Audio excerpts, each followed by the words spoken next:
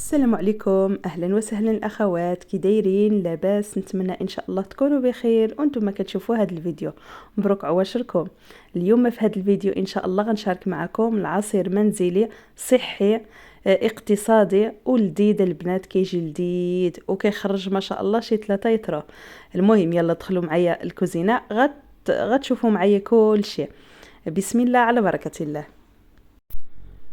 عندي هنايا البنات نص كيلو ديال خيزو الجزر، 500 غرام ديال الجزر من بعد ما قشرته غسلته ودابا كنقطعو هكا دوائر، وغنزيد عليه نص لتر ديال الماء كيف ما كتشوفوا معايا، وغنردو يدير يعني غير 10 دقائق هكاك وصافي. ما طيبوهش البنات حتى يطيب، غير يعني يلا كيدخلوا الطياب وغنطفيو عليه، ما تخليوهش حتى يطيب. صافي عندي هنايا البرتقال، 4 حبات ديال البرتقال وحبه وحده ديال الليمون، غنقشرهم.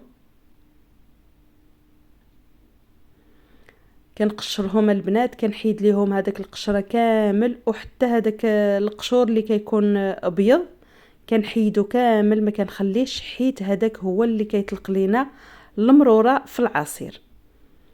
صافي كيف ما كتشوفوا معايا كنحيد كاع هذاك القشور وكنفتحو من الوسط، عاوتاني كنحيد له القشور اللي كيكون في الوسط كيف ما كتشوفوا معايا هكا. ضروري البنات، علاش؟ باش ما يطلق لكمش المروره الا كان فيه شي يعني بذور، حيدوهم عاوتاني. شفتوا البنات كنوري لكم كنقيه مزيان.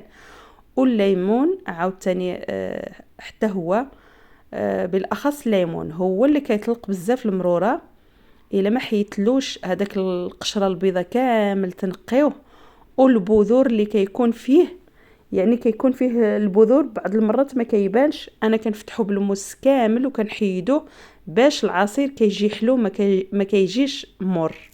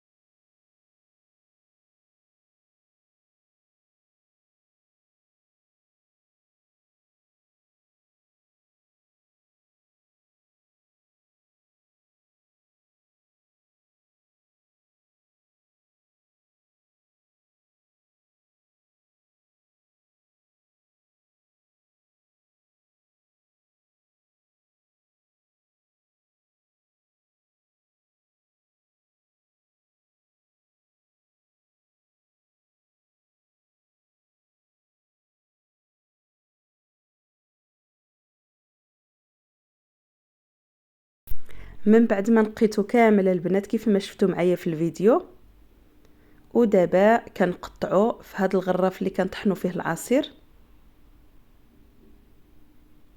كامل.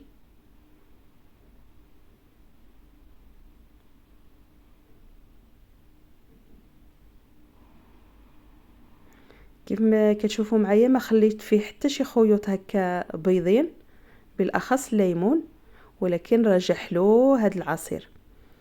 صافي غنزيد عليه نص لتر ديال الماء، حتى هو نص لتر درتو في الجزر ونص درتو في البرتقال.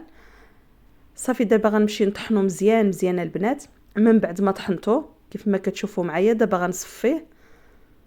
صافي البنات كنكبو في هاد الصفايه وغنصفيه مزيان مزيان باش الا بقى فيه شي خيوط هكا كنحيدوهم.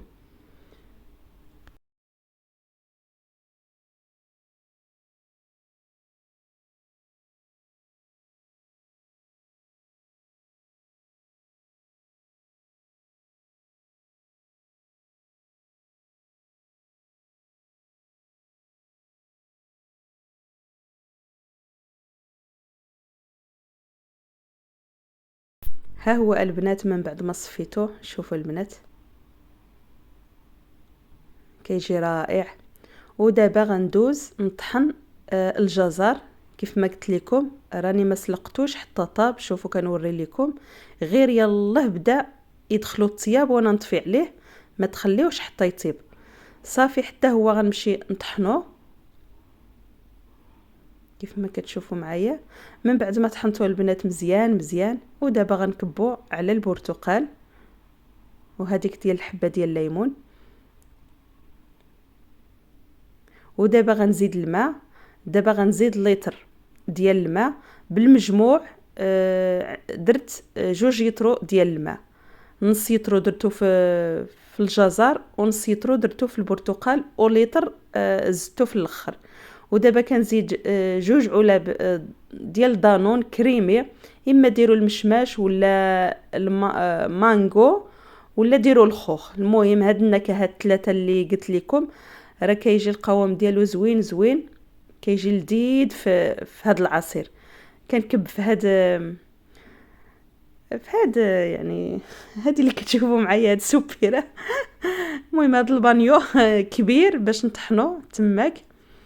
صافي البنات، هذاك لتر الماء اللي درت جاني العصير ما جاري بزاف ما ثقيل بزاف، هو هذاك.